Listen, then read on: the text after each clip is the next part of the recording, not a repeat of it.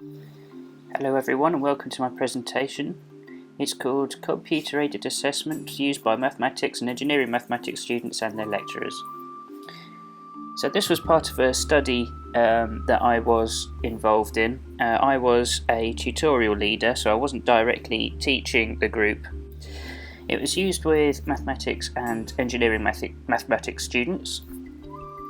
They were all in the first year, and because there were so many different engineering departments, there were all different entry requirements.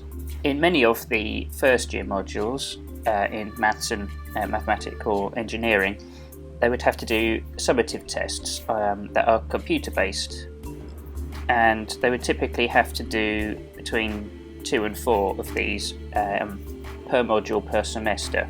Every time they would have a summative test, these would be preceded by a period of formative testing. These tests were actually pretty similar to the summative test, so the students could practice and they would have a very good idea of the kind of thing that would be appearing in the summative test. And as you would expect, the students did these quite feverishly until they were quite satisfied that they were able to do the summative test.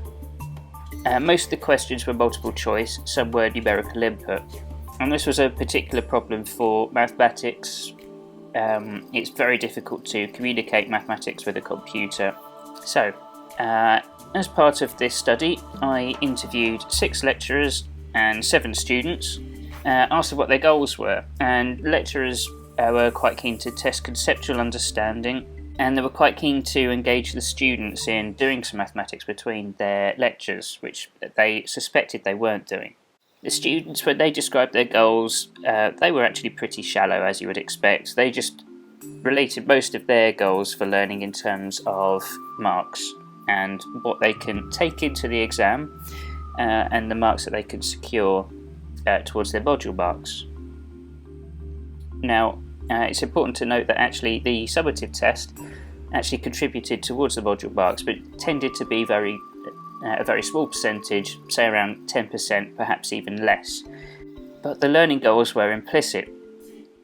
So the students were set these tests and were told, you've got to do them and go forth and do them.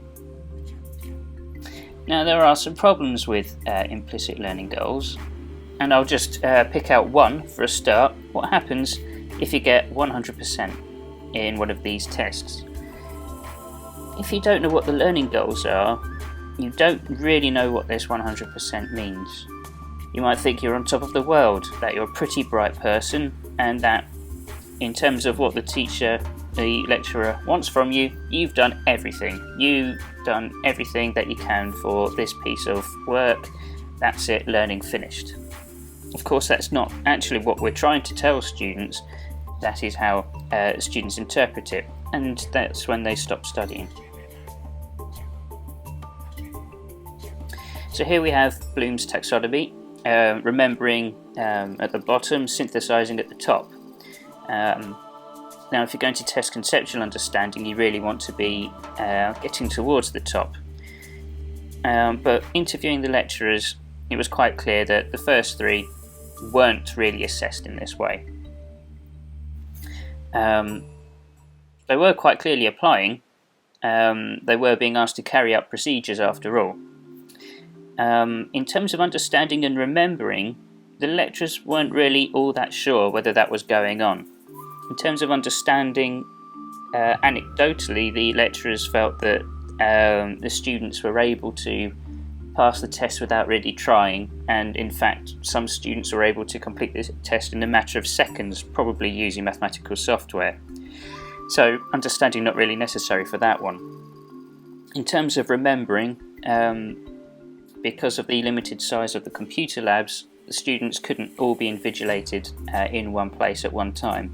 Therefore, the lecturers let the students do the summative test pretty much wherever they liked, whenever they liked, within a certain time period. And in so doing, talking with the students, they would sit down and do them together sometimes. They would have their books and their notes with them. So I want to introduce you to this model that's part of my research. It's a model for learning, and it places assessment and feedback at the forefront in terms of importance.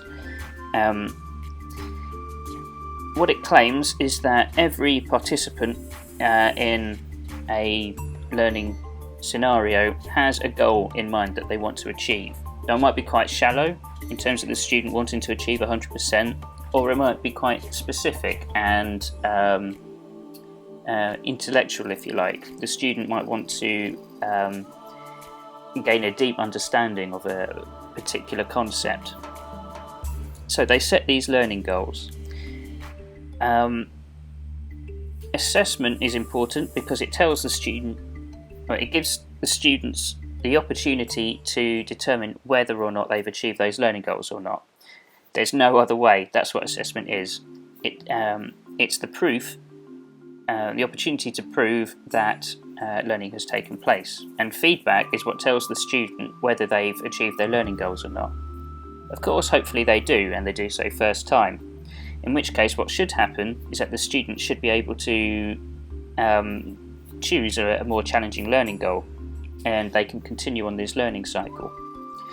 That's not always the case though, and that's not necessarily a bad thing. The feedback might help the student towards their learning goals, in which case they can simply do the assessment again following a period of learning, and then hopefully they'll achieve their learning goals, and they can keep doing that.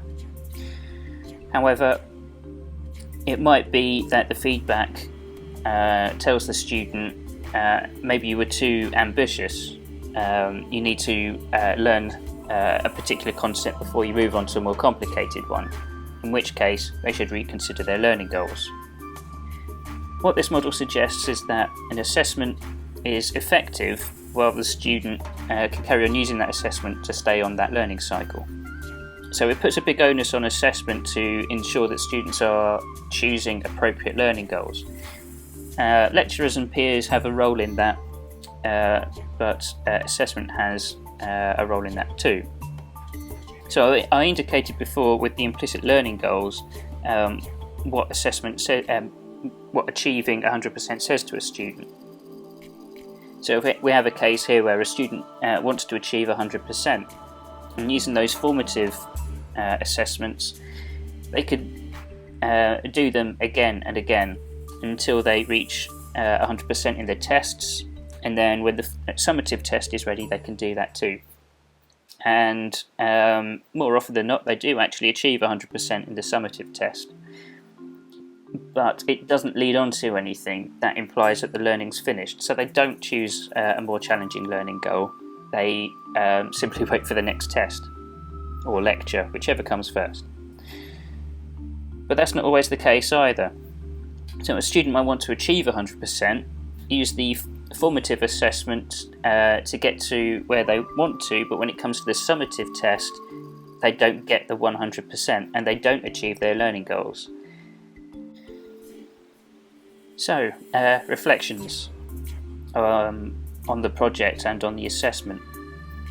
Well, the students are actually relatively happy. After all, they were more often than not achieving the scores that they wanted to achieve, and they would get the credit for it.